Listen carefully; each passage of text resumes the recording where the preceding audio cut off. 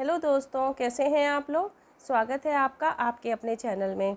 दोस्तों, आपकी शादी को कई साल हो चुके हैं और आपके मन में हमेशा एक ये दुख बना रहता है कि आपकी ससुराल में उतनी इज्जत नहीं है, आपके इमोशंस की कोई कदर नहीं है, कोई आपकी वैल्यू नहीं करता। ना केवल इन लॉज बल्कि आपके हस्बैंड भी आपकी उतनी वैल्यू नहीं करते जितनी आप डिज़र्व करती हैं, जबकि आप सब अपने दायित्वों का पूरी तरह निर्वाह कर रही हैं, सबके सुख दुखों का भी ख्याल करती हैं।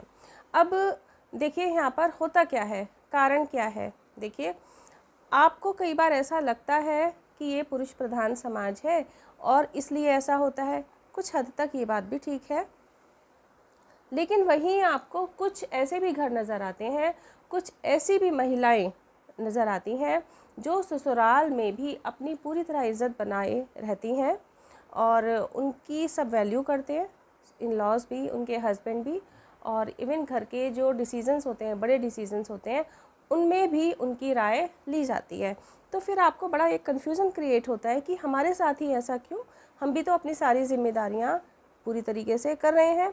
देखिए, यहाँ मैं कुछ एक रीज़न डिस्कस करना चाहूँगी किस तरह से।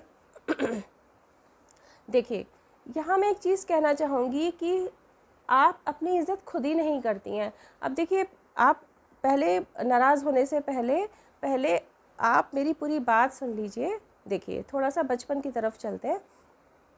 बचपन में जब आप छोटे थे तो क्या आपकी पूरी तरीके से बातें मानी जाती थीं? अब होता क्या है कि जिन महिलाओं की घर में इज़्ज़त है, ससुराल में इज़्ज़त है, उनका बचपन में ही उनको इस तरीके से लाड़ प्यार से पाला जाता है और उनकी इच्छाओं की वैल्यू की जाती है और वो जो चाहती हैं वो उनको मिलता है। उनकी चॉइस से उनको अपना करियर ऑप्शन चुनने का मौका मिला और उनकी अपनी चॉइस से उनको सब्जेक्ट्स चूज़ करना और जो वो चाहती थी कोर्स करना, वो उनको करने दिया गया। मतलब सीधी सी बात है कि वो एक लाड़ प्यार में पली हुई लड़कियां हैं, तो बचपन से उनके मन में एक डर नहीं था। देखिए, यहाँ जो डर वर्ड है ना, मैं इस पर थोड़ा फोकस करना चाहूँगी। ये जो डर वर्ड है यही इम्पॉर्टेंट है। उनके मन में कोई डर नहीं था, वो अपनी इच्छाएं खुलकर कह पाती थी। और वहीं आप थोड़ा सा अपने ऊपर गौर कीजिए, जब आप छोटी थी, बचपन में अपने माता पिता के यहाँ थी, तो क्या आप अपनी इच्छाएं पूरी तरीके से अपने माता पिता से कह पाती थी? और अगर कह पाती भी थी तो क्या उन इच्छाओं को माना जाता था? क्या आपको करियर चुनने का मौका मिला? आपकी इच्छा चली उसमें? या आप कौन से सब्जेक्ट्स चूज़ करना चाहती थी, क्या वो भी आपका खुद का डिसीज़न था या आपके पेरेंट्स का डिसीज़न था? जो आप बनना चाहती थी, क्या आप उसके लिए प्रयास कर पाई? वहीं आपके घर में आपका भाई था, उसको इन सब बातों की पूरी तरीके से आज़ादी थी। कब, कहाँ, कैसे, क्या जाना है, कौन सा करियर उसको चुनना है, सबका उसको सपोर्ट मिला और आपको उतना सपोर्ट नहीं मिला। या सिर्फ भाई ज़रूरी नहीं है, आपकी एक बहन थी जो शायद थोड़ी दबंग थी और वो अपनी इच्छाएं खुलकर कह पाती थी। यहाँ तक कि कई बार बच्चों में, जैसे छोटे बच्चे होते हैं तो झगड़े भी होते हैं ना, तो उसका एक बेसिक नेचर था कि वो थोड़ी सी दबंग टाइप की थी। और अगर आप में और उनमें कभी कोई छोटा सा, जैसे बच्चों में झगड़ा हो जाता है, हो गया, तो वो अपनी गलत बात को भी इस तरीके से डाइवर्ट करके अपने पेरेंट्स के सामने, आपके माता पिता के सामने एक्सप्लेन कर देती थी कि उसकी गलत बात को भी सही माना जाता था और आप अपनी सही बात को भी ठीक से नहीं कह पाती थी। और कई बार क्या होता है कि माँ बाप फिर नहीं समझ पाते सच्चाई को, उनको लगता है कि वही सही कह रही है और ऐसे में उल्टा आपको ही डांट दिया गया। ऐसा भी हुआ ना? तो वहीं से आपके मन में एक कुंठा पैदा हो गई, एक डर पैदा हो गया। देखिए, फिर से मैं डर वर्ड पे आ गई हूँ। आपके मन में एक डर बैठ गया अपनी चीज़ों को कहने का, खुद को एक्सप्रेस करने का। तो अपनी चॉइस आप बता ही नहीं पाए। तो बचपन से वहीं एक जो ये डर बैठा ना आपके मन में, इसी से आप खुद को भी अंडर एस्टिमेट करने लगे। आप खुद भी खुद को अंडर एस्टिमेट करने लगे। और जब अंडर एस्टिमेशन की बात आती है तो यहीं से शुरुआत होती है इज़्ज़त होना या ना होना।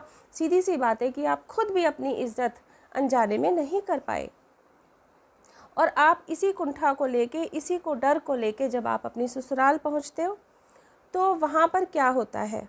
देखिए, ससुराल तो वैसे भी बहुत ही किस्मत वाले कोई होते हैं जिनको सपोर्टिव इन लॉज मिलते हैं, और तो वहाँ तो वैसे ही चीज़ें थोड़ी मुश्किल होती हैं, और आप पहले से ही अपने मन में एक डर लेके पहुँचे हो वहाँ पे। आपका शुरू से ही कुछ साहस ही नहीं हुआ अपनी चॉइसेस बताने का, अपनी इच्छाएं बताने का, या किसी ने कुछ गलत कर भी रहा है आपके साथ तो आपकी हिम्मत ही नहीं हुई उस चीज़ का विरोध करने की। आप बस हमेशा इसी कोशिश में लगे रहे कि हम अच्छे से अच्छा करेंगे, सबको खुश कर देंगे और सब खुश हो जाएंगे और एक दिन हमें कोई अप्रिशिएट करेगा। लेकिन आज तक भी, इतने सालों बाद भी वो टाइम नहीं आया ना। किसी ने आपको अप्रिशिएट किया क्या? नहीं किया ना। और अब होता क्या है, धीरे धीरे अब इतने सालों के बाद अब आपको समझ में आ रहा है कि नहीं, मुझे कुछ अलग तरीके से जीना है। आपकी ये जो तकलीफ़ है ये आपको परेशान करती है। और वहीं जो दबंग होती हैं कुछ लड़कियां, तो वो ससुराल में जाकर के भी अपनी धाक जमा लेती हैं, क्योंकि उनमें डर नहीं होता है, वो उनके अंदर वो हिम्मत होती है, वो अपनी चीज़ों को कह पाती हैं। अब करें क्या? क्या सारी ज़िंदगी ऐसे ही बिता दें? बिल्कुल नहीं। अभी भी कुछ नहीं बिगड़ा, भले ही आप 40+, 50+ क्यों नहीं है। आपको अपनी इज़्ज़त खुद करनी है, अपनी वैल्यू खुद बनानी है। छोटे छोटे स्टेप्स लेने, आज से लेने हैं, अभी से लेने हैं।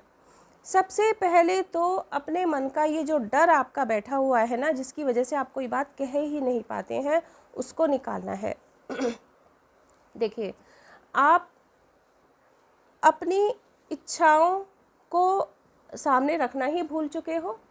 कई घरों में तो देखा है मैंने कि इवन उनको अपनी पसंद के कपड़े भी मतलब चूज़ करने की आज़ादी नहीं होती। पसंद के कपड़ों से मेरा मतलब ये नहीं है सपोज़ वो साड़ी सूट ही पहनती हैं, ठीक है, लेकिन वो भी उनके घर के जो इन लॉज होते हैं वही ला देते हैं, वही उनको पहनना होता है।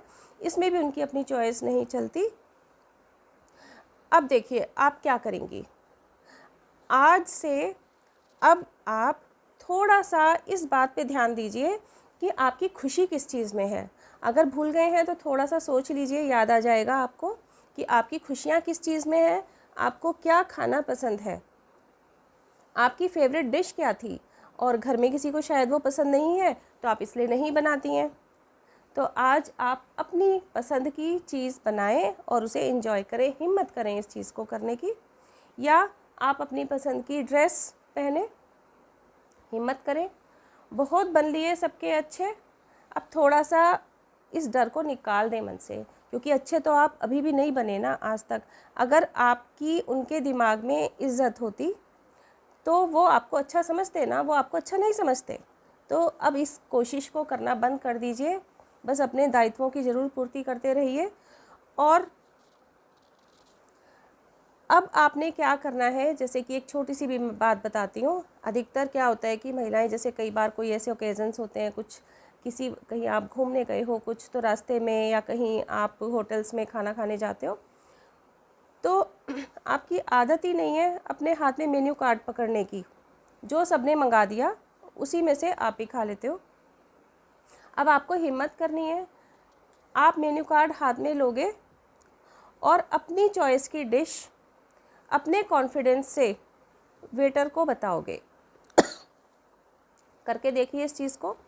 इस तरह की छोटी छोटी चीज़ें करिए। शुरू में हो सकता है कि रिएक्शंस आपको अच्छे ना नज़र आएँ, पर जब आप अपने कॉन्फिडेंस से इन चीज़ों को करेंगे, जो कहीं से भी गलत भी नहीं है ना, तो धीरे धीरे उनको भी समझ में आने लगेगा और वो भी आपकी कद्र करने लगेंगे।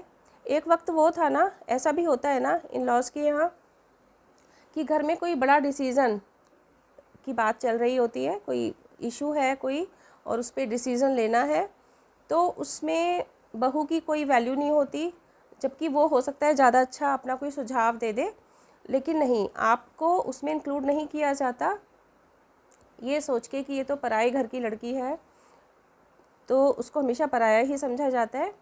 और आपने कभी कुछ कहने की हिम्मत की थी, अपना सुझाव देने की हिम्मत भी की, तो आपकी तरफ इस तरह से देखा गया जैसे आपने कोई अपराध कर दिया हो। और हो सकता है आपसे ये कह भी दिया गया हो कि तुम्हारी हिम्मत कैसे हो गई बोलने की, या तुम चुप रहो, इस तरह की चीज़ें, और फिर एक वो डर आपके दिल में बैठ गया और आगे आपने कभी कहने की हिम्मत ही नहीं रखी। तो अब उस डर को भी निकाल दीजिए। अब आप इतने साल हो गए हैं अपने घर के लिए अपने टाइम को देते देते, सबकी ज़िम्मेदारियां पूरी करते करते, अब आप हिम्मत क्रिएट कीजिए अपने अंदर, और जो भी आपके घर के डिसीजंस होते हैं उनमें खुद को भी इन्वॉल्व करिए। शुरू में रिएक्शंस ख़राब आ सकती हैं, मत डरिए, धीरे धीरे उनको भी आदत पड़ जाएगी कि हाँ ये जो कह रही है ठीक कह रही है, वो भी आपकी वैल्यू करने लगेंगे। तो दोस्तों वही है कि अभी भी देर नहीं है, आप अभी शुरू करिए और अपनी लाइफ को एंजॉय करिए। दोस्तों आपके अपने लाइफ में क्या इस तरीके के कोई एक्सपीरियंसेस हैं जो मैंने आपको बताए? अगर हैं तो ये एक ऐसा प्लेटफॉर्म है कि हम खुल के अपनी बातें आपस में कर सकते हैं। तो आप खुलकर अपनी बात कमेंट बॉक्स में लिख सकते हैं, मुझे बहुत अच्छा लगेगा। दोस्तों अगर अभी तक चैनल को सब्सक्राइब नहीं किया तो प्लीज़ चैनल को सब्सक्राइब कर लीजिए, और मेरी बातें आपको कैसी लगी बताइएगा। मिलते हैं नेक्स्ट वीडियो में। टिल देन बाय बाय, अपना ध्यान रखिए।